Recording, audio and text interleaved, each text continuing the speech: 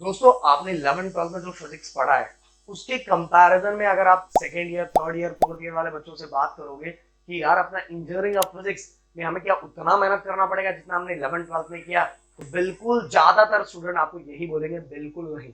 क्यों? इसका रीजन क्या? इसका रीजन ये है कि जो इंजीनियरिंग में जो फिजिक्स के जो टॉपिक होते हैं जो आते हैं वो फिक्स होते हैं, उसमें कुछ ज्यादा बदलाव नहीं होता। इसीलिए वो बच्चे आपको बोलेंगे नहीं यार फिजिक्स तो आराम से निकल जाता है, फिजिक्स अगर तू एक दिन पहले भी पढ़ेगा तो भी निकल जाएगा।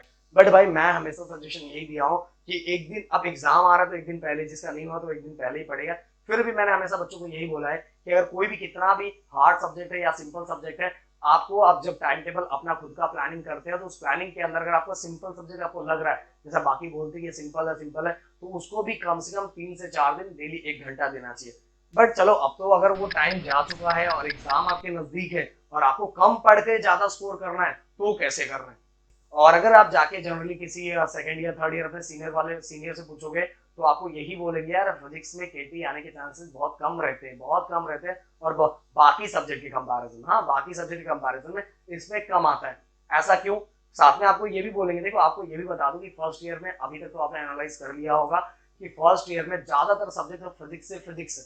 हाँ, जो स्पेशली जिसको नाम फिजिक्स दिया हुआ है वो उतना डेंजर नहीं है जितना बाकी जिसका नाम फिजिक्स नहीं बट वो फिर भी फिजिक्स है, पर वो उतना ज्यादा डेंजर है। तो अगर आपको ये जो आपका इंजीनियरिंग फिजिक्स निकालना है तो उसको कैसे निकालना चाहिए? उसको निकालने के लिए गाइस सबसे सिंपल सी बात है, आपके पास एक सिंपल सा नोट्स होना चाहिए। ओके, वो भी नोट्स कैसा होना चाहिए? नोट्स पूरा के पूरा नहीं। अगर आपको तो कम पढ़ के ज्यादा स्कोर करना है ना, कम टाइम भी बचा हुआ है और कम टाइम में ज्यादा स्कोर करना है, तो सबसे पहली बात, अगर आपके 5 मॉड्यूल आ रहे हैं तो 5 मॉड्यूल के अंदर आपको क्या करना है, और गाइस फिक्स है, 101% फिक्स है। आप पिछले बस 2 साल का, 2 या 3 साल का पीवाई क्यों निकालो। 3 तो बहुत हो गया, 2 साल का। इवन जो केटी का पेपर होता है वो भी ओके, 2 साल में जो केटी का पेपर होता है और ये जो नॉर्मल पेपर होता है दोनों के पेपर निकालो। पेपर निकालने के बाद गाइस उसमें जो क्वेश्चंस रिपीट हो रहे हैं पहले उनको एक पेज पे लिख लो। उन क्वेश्चंस को लिखने का फिर इसके अपने मॉड्यूल, आपके पास जो बुक होगा, जो भी अगर टेक्नो पब्लिकेशन है या कोई और बुक है जो रेफरेंस बुक आप यूज कर रहे हो, तो उसके अंदर अगर आप देखोगे कि वो उसमें लिखा रहेगा कि क्वेश्चन इतने इतने बार रिपीट हुआ है। तो जो क्वेश्चन बहुत बार दिख रहा है, बहुत ज्यादा नंबर बना हुआ है, 2098, 95, 2002, 2003, वो भी क्वेश्चन लिख लो। ऐसे करके हार्डली अगर आप लिस्ट बनाओगे तो आपको मुझे लगता है 20, 25 या 30 क्वेश्चन बस मिलेंगे। और 20, 25, 30 क्वेश्चन के अंदर सबसे पहले देखो कि उसके अंदर कितने के डायग्राम्स दिए हुए, तो डायग्राम की सबसे पहले प्रैक्टिस करोगे। डायग्राम से रिलेटेड आप 2-3 पॉइंट लिख दोगे। इसके बाद गाइस हर मॉडल के अंदर कितने न्यूमेरिकल्स है जो रिपीट आता है। न्यूमेरिकल सब न्यूमेरिकल करने का टाइम नहीं भाई, कम पढ़ना है, कम पढ़ना। तो फर्स्ट मॉडल के अंदर कौन सा न्यूमेरिकल है जिसके आगे नंबर ज्यादा दिया है कि ये इतने बार पूछा गया, और पीवाईक्यू में चेक करो कि फर्स्ट मॉडल के अंदर कौन सा ऐसा है जो बार बार रिपीट होता है। 101% बोल रहा हूँ, वही चीजें फिर से रिपीट होगी, वही चीजें फिर से रिपीट होगी। इवन हाँ ये नहीं बोल सकता बहुत बार नंबर चेंज हो जाता है, बहुत बार सेम होता है, बट फिजिक्स में ज्यादा चांसेस होते हैं कि सेम ही आ जाता है, क्वेश्चन तो सेम आता है और नंबर भी ज्यादातर बार सेम ही आ जाता है। तो भाई इसीलिए बोल रहा हूँ कि जो फर्स्ट मॉडल में अगर न्यूमेरिकल सब्जेक्ट को दिया तो न्यूमेरिकल के फॉर्मूले बाहर हेड कर लो।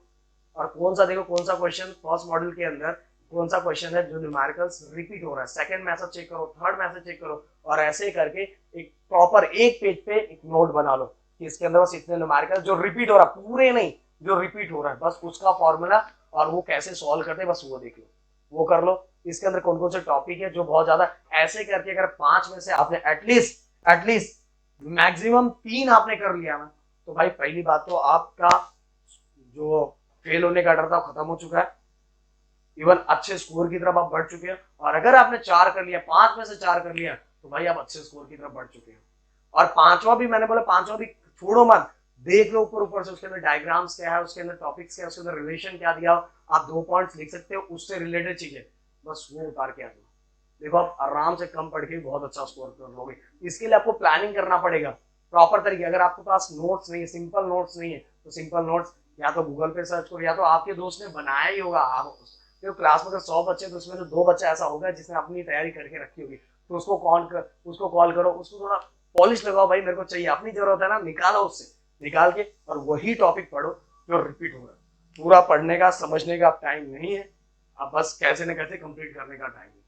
और भी अगर कोई डाउट हो तो प्लीज कमेंट करके मुझसे पूछो। मिलते हैं नेक्स्ट वीडियो में। थैंक यू सो मच, जय हिंद दोस्तों।